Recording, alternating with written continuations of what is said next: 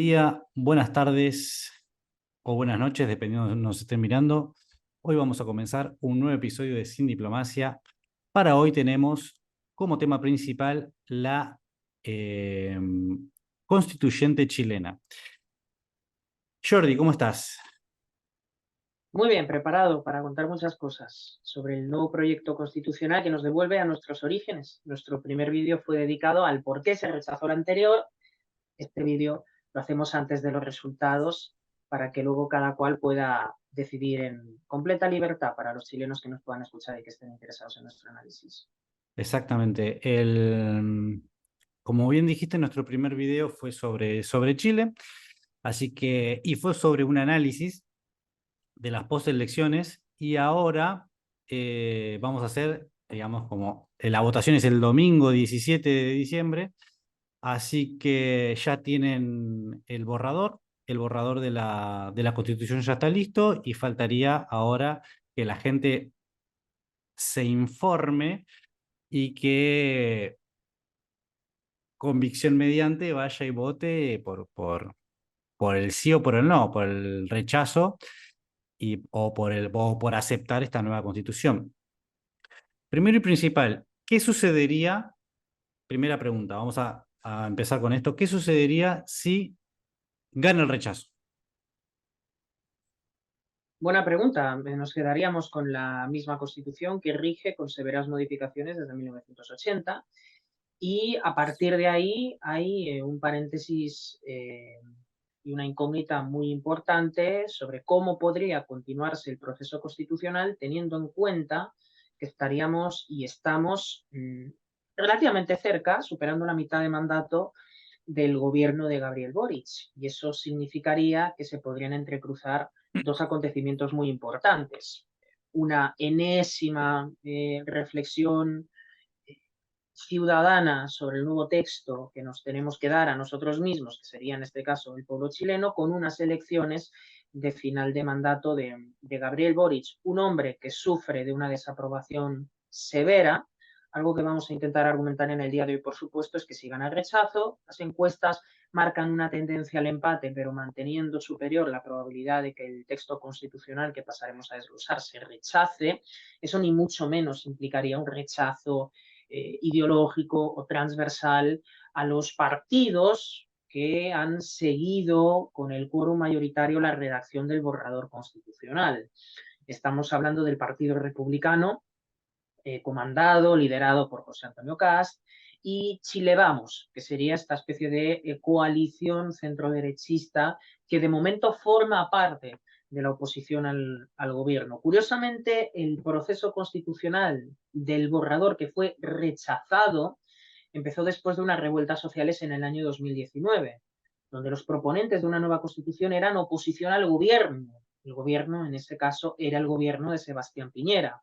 Y ahora Derecha. la nueva constitución, que es, sí, centro derecha, la nueva constitución que ahora se está proponiendo contra el oficialismo. El oficialismo es Gabriel Boric, el principal proponente de la nueva constitución, que era precisamente el que abanderaba el apruebo, Gabriel Boric, junto a su socio mayoritario, que era el Partido Comunista, que ahora ha sido desplazado del gabinete del gobierno, pero que era el Partido Comunista, fue aupado a presidir Chile y en cambio la constitución de la que dependía la mayoría de las reformas que Gabriel Boric quería hacer en Chile, porque Chile tenía a Boric como nuevo presidente, con una letra muerta, que era la vieja constitución. Él se aupaba al poder con la esperanza de que a medio mandato la constitución que él quería viniera de la mano de su legislatura. Eso finalmente no pasó y ahora lo que se estaría por aprobar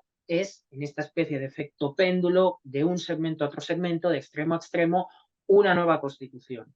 Es un segundo proceso. Ese segundo proceso viene como sucesor de una constitución que fue amplísimamente rechazada, Ujú.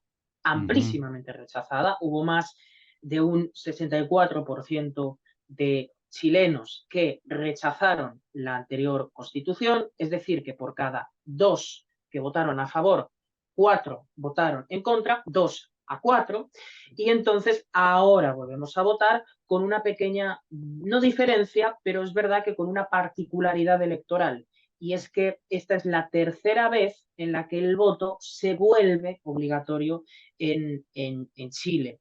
El 68% de las personas en septiembre del 2022 votó de forma obligatoria, y entonces el 68% de la gente votó en contra de la propuesta de una convención que en aquel momento era dominada por la izquierda radical.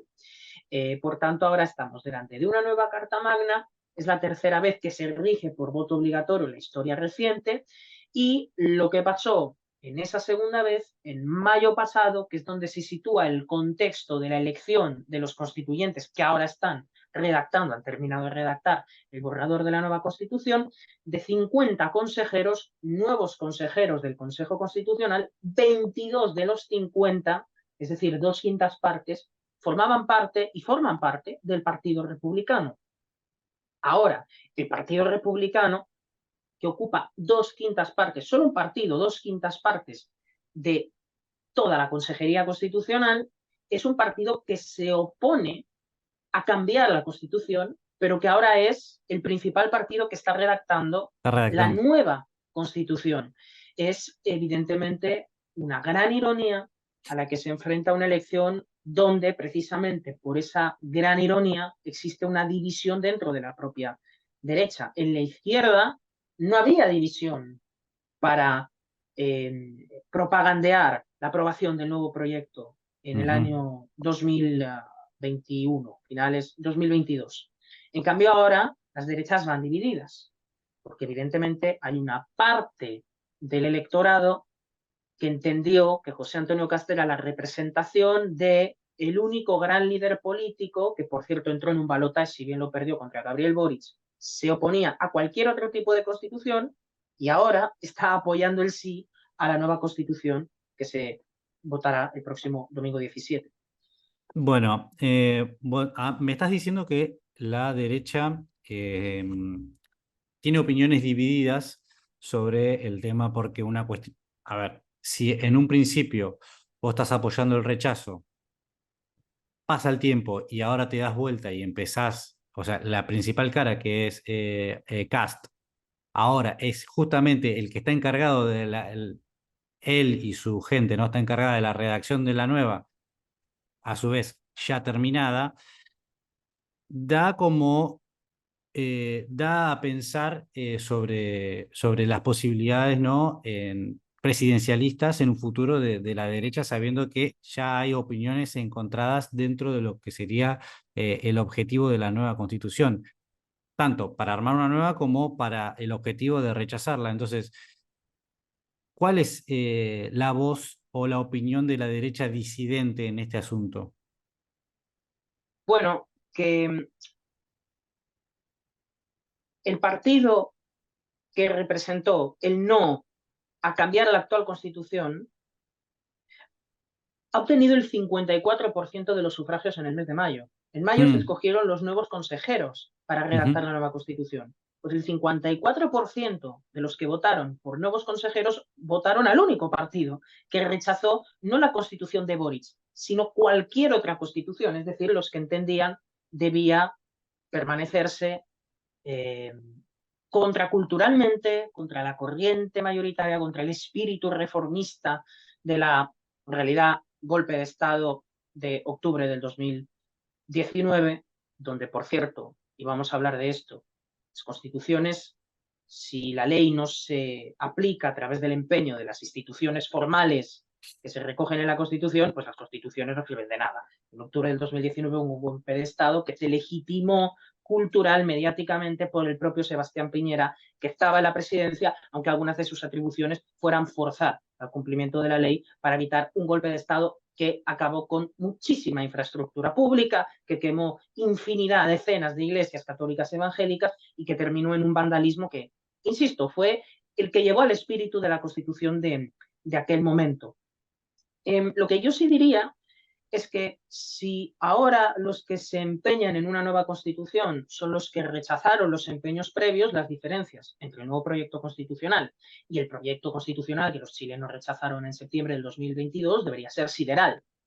lo que entiende una parte de la derecha es que realmente las diferencias entre la Constitución rechazada y la nueva Constitución no son muy grandes, o que incluso, y ese es más bien mi argumento, porque sí veo diferencias positivas a favor de la nueva Constitución que se está presentando respecto a la última Constitución, infumable, lo explicamos por muchas razones, está en nuestro primer podcast, al menos debería ser una Constitución que marque diferencias cualitativas con la Constitución que está vigente, que es la de 1980, que fue reformada a mediados de 90, que fueron enmendadas bajo la administración de un socialista, Ricardo Lagos, y por cierto, para que te hagas una idea de la división que existe en torno a la aprobación o desaprobación de la nueva Constitución, por ejemplo, Eduardo Frei, entre el 96 y el 2000 fue presidente de Chile, y Sebastián Piñera votarían a favor, otros como Ricardo Lagos, que entre el 2000 y el 2006 fue presidente de Chile, que participó de las muchísimos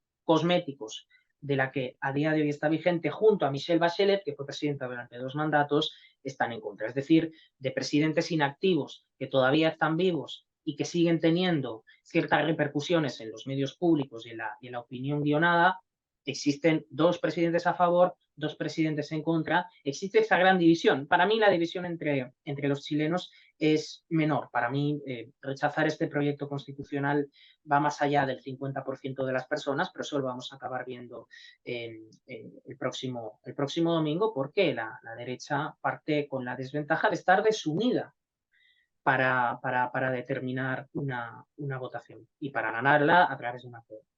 Un argumento, se podría decir, político, de decir de que esta es la constitución de Pinochet, ¿no? Entonces usaron ese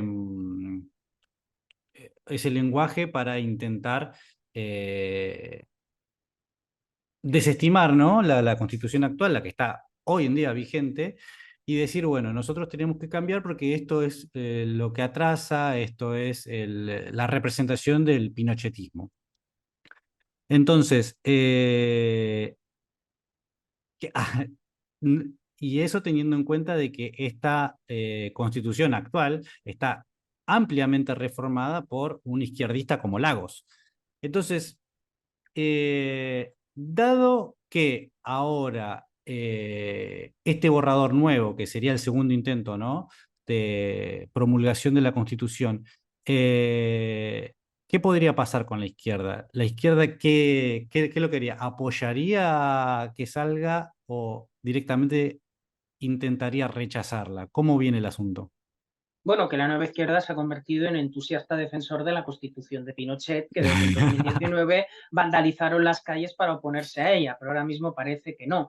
La izquierda, si no puede redactar dogmáticamente y normativamente sus principios microscópicos de hiperregulación de todos los aspectos de vida de los chilenos, ese fue el problema. La Constitución tiene un espíritu transversal, la Constitución que fue rechazada en septiembre del año pasado, era una constitución que era un plan de gobierno en el que solo la izquierda puede obedecer al espíritu de esa constitución. La derecha no podría gobernar de acuerdo a esa constitución. Pues la izquierda se ha erigido indudablemente en defensor de la constitución de Pinochet. Una constitución que pues parece más cómoda que un nuevo proyecto constitucional que recoge varios aspectos de la Constitución que fue rechazada en el año 2022 y si te parece podemos empezar por esas diferencias que existen, pero que no son tantas como para que el votante que se presente el domingo sepa realmente que estamos hablando de una constitución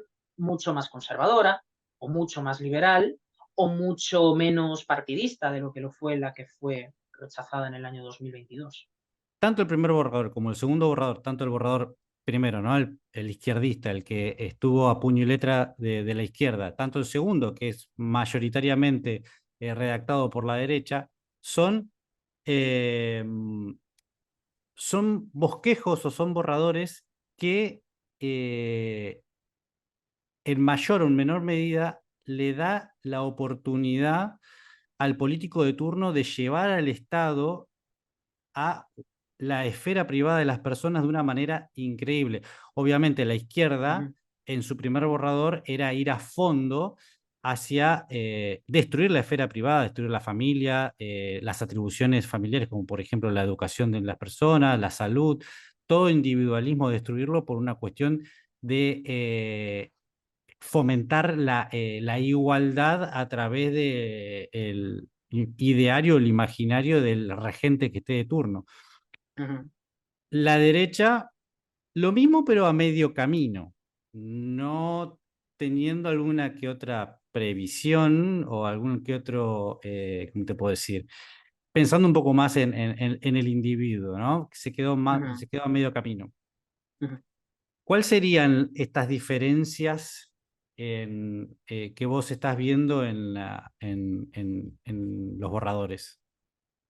Bueno, hay una redefinición de lo que es el Estado de Chile que debería llevar a una persona probablemente a rechazar la Constitución si lo que defiende es eh, definiciones que postulen un Estado mínimo, porque leo la definición normativa sobre el Estado chileno en la nueva Constitución que puede aprobarse, es que Chile se organiza en un Estado social y democrático de derecho social. La palabra social, como decía Hayek, allí donde aparece la palabra social, se tiene que reemplazar por el Estado y es una antítesis porque lo que hace es difuminar la posibilidad de que los acuerdos libres y voluntarios se puedan ejercer. Es normalmente la atomización de la gente, convirtiendo al Estado, que era un intermediario, en el único intermediario o en el intermediario más poderoso. Y de hecho el Estado presenta una definición de correlación de fuerzas muy desigual, ¿no? Respecto a lo que los ciudadanos pueden hacer entre sí y por sí mismos.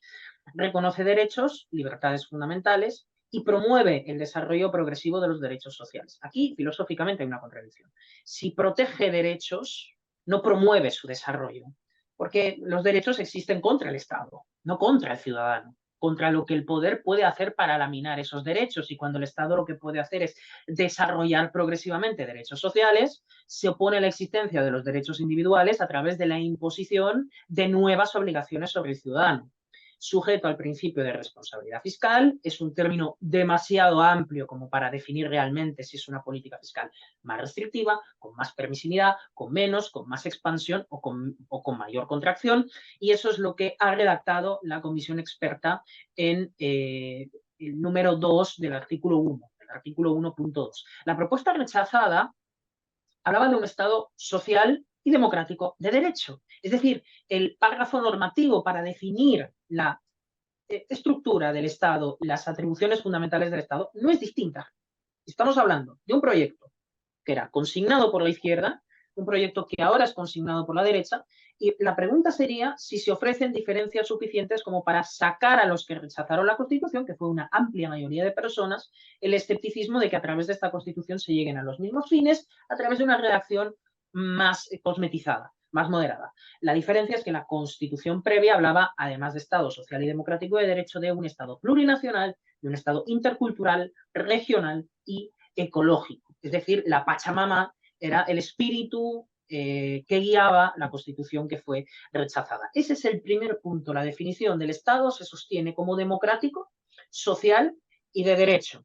No un Estado donde los individuos tienen unas libertades que existen como resistencia a la intromisión del poder político, sino que estamos hablando de un Estado que protege derechos, custodia derechos, pero que además promueve el desarrollo de otros derechos que no nos son explícitos en la nueva Constitución, pero que se les llaman sociales, es decir, derechos que se contraponen a las capacidades que tienen los individuos de autoorganizarse.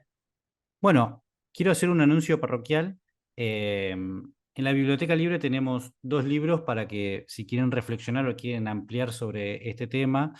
Uno es Sin traición, de Lysander Spooner. Sin traición, la Constitución sin autoridad. Yo voy a dejar los links en la descripción para que el que quiera ampliar sobre el tema lo pueda hacer. Y el otro es Guerra y construcción de Estado como crimen organizado, de Charles Tilly.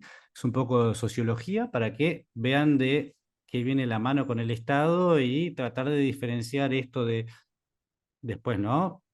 Estado social o qué debería ser un Estado limitado, o mejor dicho, en específico, qué es el Estado y cómo se construye el Estado. La segunda diferencia, mínima, todavía más mínima que la anterior, es en referencia a la definición del sistema político.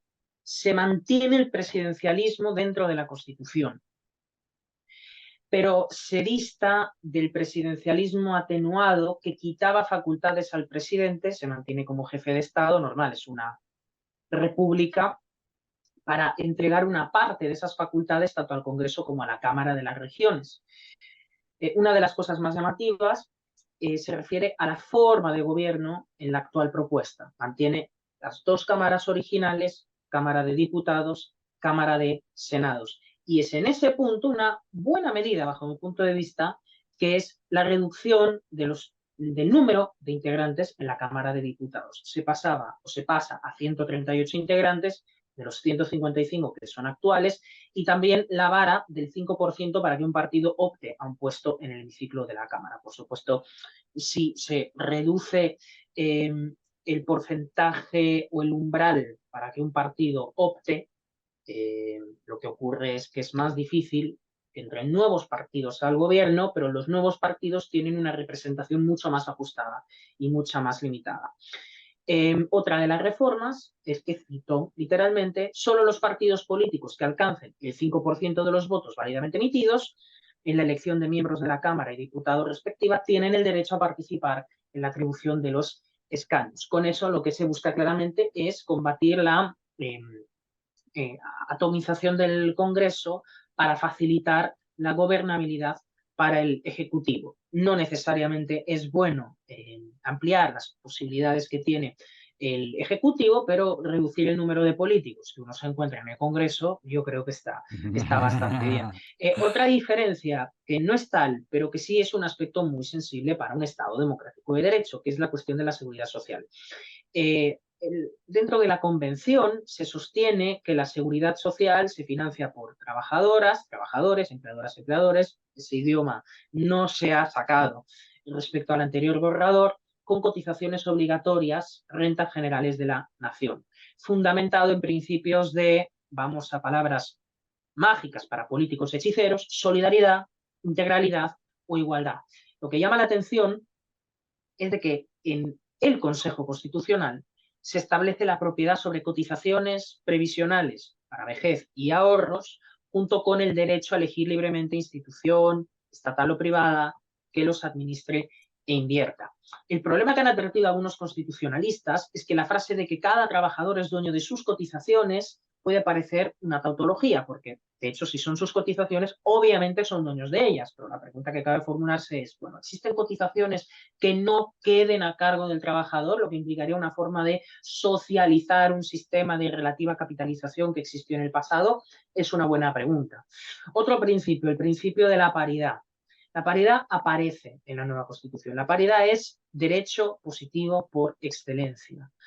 En este caso, la paridad aparece en la Constitución para definir mecanismos de elección de los procesos constitucionales y también por los que estén por concluir. En la Convención, la paridad se busca alcanzar ahora en las elecciones de carácter popular y en las organizaciones públicas, no, sino ese era más bien el mecanismo utilizado en el borrador constitucional anterior. La paridad sigue siendo un principio que rige los fundamentos de la nueva Constitución, pero son principios mucho más limitados en su alcance constitucional. Pero recordemos, esos son los principios regidos por la Constitución. Por supuesto, la paridad puede llegarse a implementar en distintas reformas legislativas según cuál sea el partido de gobierno de turno que esté dentro del Ejecutivo para intentar promover esos principios y esos llamados derechos sociales. Otro principio diferencial entre el viejo proyecto constitucional y el nuevo proyecto constitucional, el llamado derecho a la vida. Lo que se propone agregar en el borrador constitucional en ciernes es proteger la vida del niño que está por nacer y la maternidad, modificando el artículo primero señalando que todo ser humano es persona. En ese sentido, sí se ha señalado que la definición de vida humana es lo suficientemente abstracta o es lo suficientemente amplia como para permitir un encaje entre las causales de aborto que se permiten en Chile con el actual artículo que estaría dentro de la nueva Constitución. Es decir, proteger la vida del niño que está por nacer no necesariamente viene acompañado de una definición de que todo ser humano en gestación es un niño y por lo tanto existe la plena disponibilidad de instrumentos jurídicos para proteger esa vida.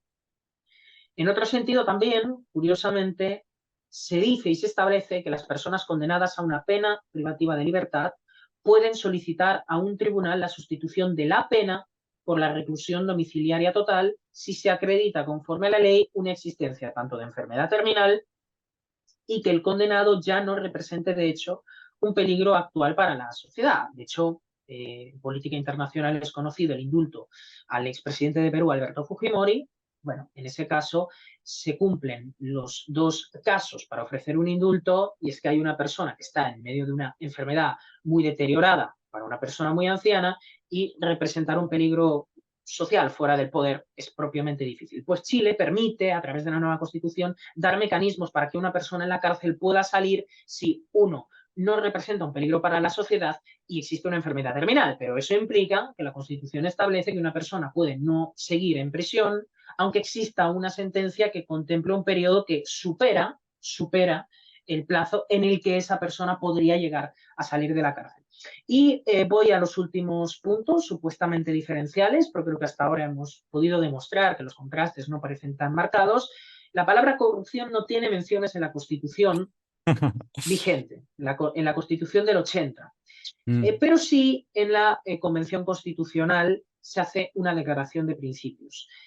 En este caso, la ley crearía una agencia nacional contra la corrupción, dirigido por políticos que por definición son corruptos. Eso no lo dice el texto, lo digo yo, que coordina la labor de entidades estatales con competencia en materias de probidad o integridad pública. Leo literal y explícitamente del artículo 8, inciso 6. En términos de seguridad pública, en la nueva propuesta constitucional se establece un capítulo donde, diferenciándose de la Constitución vigente, donde se unía a Fuerzas Armadas, de Orden y Seguridad Pública, aquí, en el rubro de la seguridad pública, se establecen las funciones que tienen los carabineros en Chile, la Policía de Investigaciones y la Gendarmería. El punto probablemente más distinto entre la Constitución pasada y la Constitución actual, que ha generado muchos rezagos, sobre todo porque acababa con la propia idea de sistema político unitario, es la existencia de los pueblos originarios. La Constitución reconoce a los pueblos indígenas como parte de la nación chilena, que es una e indivisible. Es decir, el propio artículo dice, reconocemos la entidad jurídica de estas personas como personas que forman parte de un determinado colectivo, lo que desde el punto de vista liberal ya es discutible. El Estado respetará y promoverá derechos individuales y colectivos garantizados por la Constitución y tratados internacionales y leyes ratificadas por Chile que ya se encuentren vigentes. Es decir, no se cierra la puerta a convertir en mandatos supraconstitucionales nuevos tratados internacionales, sino que además se dice que viejos tratados constitucionales que fueron ratificados no se van a cambiar, no se van a alterar, aunque algunos ciertamente sean problemáticos porque tiene que ver con esta especie de colectivización de derechos, de dignidades, de discriminación positiva. Eso la nueva Constitución no la cambia. No es una Constitución revolucionaria, liberal o conservadoramente, no lo es. El Consejo optó por dejar textual la redacción elaborada por la comisión experta, añadiendo el reconocimiento, la expansión de la llamada interculturalidad como un valor de diversidad étnica del país. Y dice, promueve el diálogo intercultural en condiciones de igualdad y respeto recíprocos. Dista del concepto de plurinacionalidad que tanto rechazo generó la Constitución pasada, sí, pero habla de interculturalidad, habla de reconocimiento del valor de la diversidad étnica. La pregunta es, ¿por qué el Estado tiene que reconocer la existencia de la diversidad étnica? La diversidad étnica simplemente existe. ¿Qué tipo de herramientas utilizarás para poner en valor la diversidad étnica? ¿Promover unas culturas, no promover otras? ¿Y por qué hay que hacer eso? Y además, ¿eso qué significa desde el punto de vista del derecho positivo? ¿Qué tipo de herramientas utilizaría el Estado para promover una diversidad que ya existe? Puedes reconocer la existencia de esa diversidad, pero promover el diálogo intercultural en condiciones de igualdad significa que el Estado fuerza al igual reconocimiento de diversidades que no son idénticas, fundamentalmente porque la minoría más mayoritaria, étnicamente en Chile, representa menos de un 2% del conjunto de la ciudadanía. ¿Cómo puedes mantener en plano de igualdad el reconocimiento de una realidad que representa el 2% de los ciudadanos respecto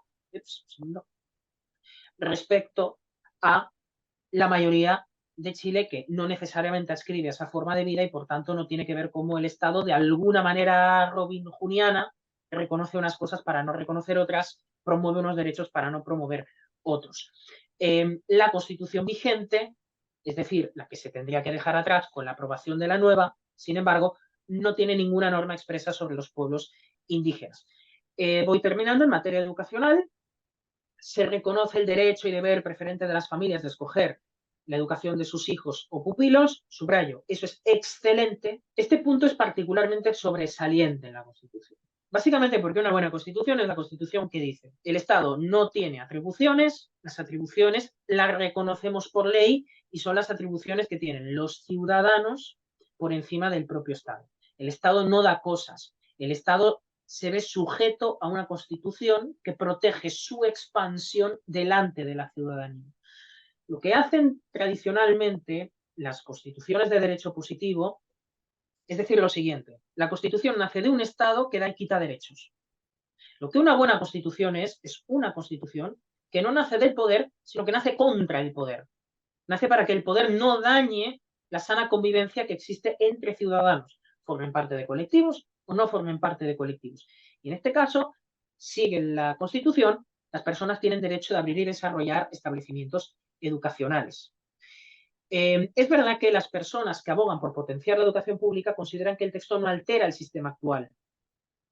La educación particular y subvencionada es fuerte y se garantiza el financiamiento por estudiante en establecimientos estatales también y privados también. Es decir, no hay una reforma educativa detrás de esta nueva Constitución, pero por lo menos se reconoce que los padres tienen el derecho preferencial a educar a los hijos. Y eso sí da un margen de discrecionalidad, llamémoslo liberal, en cuanto a la Constitución me reconocen estos derechos en materia de adoctrinamiento educativo. Por supuesto, sí ha sido un hecho sobre el que ha hecho especial hincapié el grupo de personas que tenían una especie de quórum, en este caso el quórum del Partido Republicano. Es importante decir que el Partido Republicano de Chile, con las 2/5 partes que consiguió él solito dentro del Congreso, lo que consiguió es bloquear el derecho a veto. Es decir, el Partido Republicano por sí mismo no obtuvo la mayoría para redactar la nueva Constitución, necesitaba de la centro-derecha, pero solo lo que tiene el Partido Republicano es más del veto que pudiera hacer la izquierda a todos y cada uno de los nuevos contenidos que se hiciera la nueva Constitución. Por tanto, cabría preguntarse si la derecha tiene mayoría para hacer la Constitución que quiera. La pregunta es: ¿esto, que está relativamente bien en materia de libertad educativa, va lo suficientemente a fondo como para, de alguna manera, manifestar que esta es una buena Constitución o es una Constitución mucho mejor, no que la esperada en la aprobación de la defendida por Boric, sino de la actual? Y esa es una pregunta que queda en el aire. Y, en último lugar, la última comparación es en cuanto a la vivienda. Cuidado, porque en la Constitución actual no se defiende el derecho a la vivienda adecuada y, sin embargo, en el nuevo proyecto constitucional de la derecha se habla de el derecho a una vivienda adecuada. ¿Qué significa eso en términos de derechos económicos? Igual derecho a una vivienda. ¿Quién paga la vivienda? La promueve el Estado, son pisos de protección oficial, es hacer vivienda pública restringiendo la oferta y, por tanto, evitando que haya más propietarios de vivienda. Son el tipo de preguntas que son preguntas de naturaleza económica, porque los problemas de la administración del Estado son problemas de índole económica. El Estado promueve a través de instituciones estatales y privadas acciones tendientes a la satisfacción progresiva de ese derecho, con preferencia de acceso a la vivienda propia de conformidad a la ley. A mí esto me parece muy gracioso. ¿Qué significa que el Estado promueve la satisfacción de un derecho? El Estado lo que tiene que hacer es reconocer que hay un derecho que existe y que las instituciones políticas y la administración política y cualquier gobierno de izquierda o derecha no se convertirá de facto en un enemigo de la libertad para restringir derechos. Eso no hace el Estado. El Estado de una Constitución votada por liberales y por centroderechistas es una Constitución donde lo que se dice es que el Estado da cosas, satisface cosas, no como garante de la propiedad, sino como promotor de propiedad pública de vivienda. Otro gran problema, que sí no es tan radical como la Constitución ya rechazada, pero es todavía peor porque reconoce derechos sociales que no existían en la Constitución del 80. Para terminar mi intervención, larguísima sobre este aspecto, pero que creo que es bastante ilustrativa de lo que es la nueva Constitución, quiero decir algo. La diferencia entre la Constitución del 80, promovida por conservadores, Y la Constitución actual, enmendada por socialdemócratas, pero promovida por personas más liberales clásicas, más demócrata liberales, y la actual, la que se quiere aprobar, es que entre medias ha ocurrido una batalla cultural que el liberalismo ha perdido. Porque son las mismas fuerzas políticas que sentían agrado por aquella Constitución, son las que en esta Constitución están promoviendo derechos sociales que la anterior Constitución no promovía. O sea que, entre medias, la izquierda ha ganado terreno a la derecha, imponiéndole a la derecha la obligación de que el Estado tiene que contribuir a asegurar una serie de cosas que los privados promueven muchísimo mejor.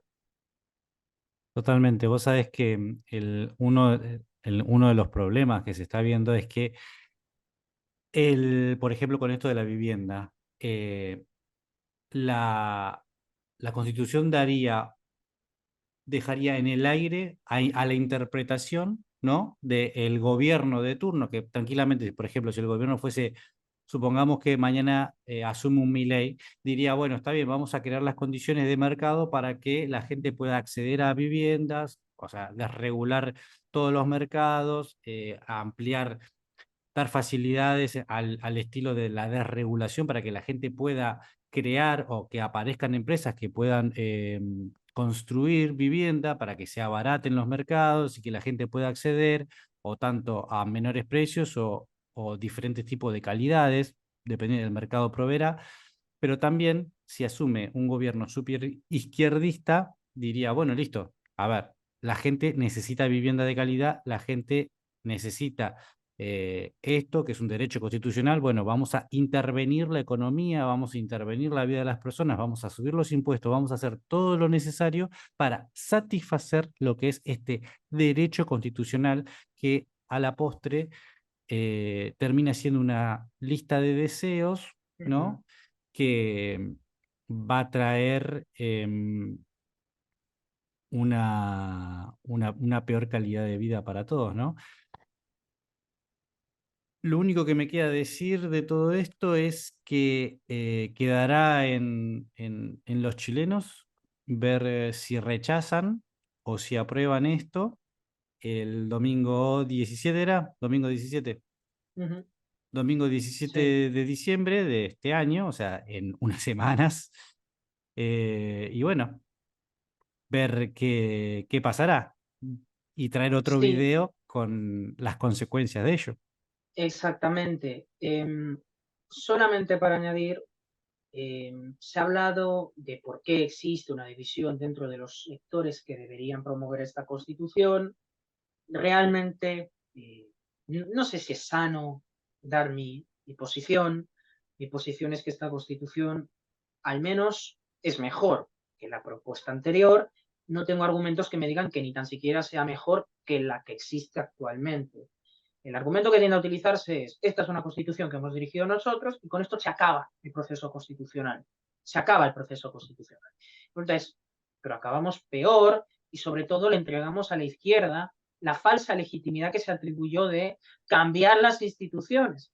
Todo el punto que tenía que ver con aprobar una nueva constitución, ¿con qué tenía que ver? La izquierda es liberticida, con la actual constitución no podía ser lo suficientemente liberticida, vamos a hacer otra constitución que le permita a la izquierda ser lo suficientemente liberticida. En esa premisa, si la derecha entra, ¿qué nos está diciendo la derecha? Que con la actual constitución tampoco es lo suficientemente liberticida y tiene que serlo todavía más. El punto que yo creo que tiene que quedar claro es que esta Constitución, que por cierto en su artículo 218 establece que puede ser reemplazada por otra. No se cierra el proceso constitucional con una Claro. nueva Constitución, porque la nueva Constitución permite la no reforma, sino el reemplazo de una Constitución para otra, lo que explica que la calidad de la Constitución no sea demasiado buena. Después, esta Constitución habla de la implementación de medidas de mitigación y adaptación de manera oportuna, racional y justa ante los efectos del cambio climático, es decir, la religión climática dentro de la Constitución. O sea, es una Constitución hecha y tallada para aquellas personas que quieren hurtar soberanía nacional a los países para obedecer a la Agenda 2030. Y es la primera vez en la que una constitución hace explícitos los principios de la Agenda 2030. Y es la constitución de Cast, es la constitución del Partido Republicano. La palabra Estado es mencionada en 220 ocasiones en esta Constitución, la palabra libertad 50. La palabra libertad 50. La palabra Estado 220. Una nueva Constitución es necesaria para cambiar la política de un país, para convertirla en mejor. ¿Exactamente para qué? Esa es la pregunta que tienen que plantearse los chilenos. No si esta nueva Constitución va a convertir todo en una especie de alto al fuego por parte de Boric y de sus amigos. No, la pregunta es, los textos constitucionales son textos propositivos, no son textos de bloqueo de otras reformas potenciales, son textos propositivos. Este texto es diferencial respecto al anterior, sí o no. Consagra derechos que al pueblo chileno le interesa que se consagren, sí o no. Da garantías suficientes según las cuales el Estado puede superar umbrales o no los supera. La pregunta es, ¿las instituciones están preparadas para cumplir con la ley, sí o no? Si las instituciones y los políticos quieren cumplir la ley, la van a cumplir. Si los políticos y las instituciones no quieren cumplir la ley, van a encontrar dentro de lo que es una constitución, que muchas veces, como es una declaración de principios, todo queda muy flexible, todo queda muy holístico, la palabra esa de Bullrich, una filosofía muy interesante, bueno, todo queda en el marco de una filosofía muy interesante y queda la arbitrariedad del político. Cuando una constitución es una declaración de principios, palabra social, palabra garantizar, son palabras tan vacuas que el político puede hacer lo que quiera con ella y puede tener a personas puestas en la corte de su medida para que les justifique que el espíritu de la ley o que la letra de la ley es conveniente con la medida que se quiera aplicar, sea una o sea la contraria. Existe una constitución actualmente. ¿Esta constitución se obedece? No, no se obedece. No se obedeció para reprimir un golpe de Estado real que existió en el año 2019 de personas que intentaron controvertir la constitución actual de Chile. La pregunta es, ¿la constitución pudo utilizarse para resguardar las libertades individuales durante las cuarentenas? Tampoco. La constitución de Argentina no era tan liberal y se convirtió en el país con la cuarentena más asesina de todo el mundo. No. Existe laxitud. Si lo que se quiere es, por cierto, esta constitución no es tan siquiera demasiado liberal. O sea, hoy hay una ley integral añadida a la constitución que demanda que el Banco Central actúe en consonancia con los mandatos del gobierno.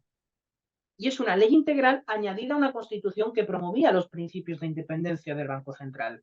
Cuidado, porque estamos en un momento de bastante engaño social, porque todos los partidarios de cualquier tipo de constitución te intentan decir que aprobar una constitución es igual a respetar la ley que derive de la constitución, y lo que está bastante demostrado es que se aprueba una constitución o se censura una constitución, la realidad es que la ley se cumplirá si el político quiere o si el político no quiere. Y esa es la realidad de todos los procesos en Chile y en cualquier parte del mundo.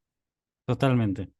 Esa última parte que dijiste es lo más cierto que te escuché decir en bastante De la tiempo. historia del derecho constitucional. Sí. Bueno, amigos, hasta acá llegamos. Espero que les haya gustado. Lo único que me queda decirles, por favor, dejen un like, un comentario, y si están siguiendo o no, o van a seguir, o si quieren que nosotros sigamos este proceso, déjenos en los comentarios y será hasta un próximo video. Chao.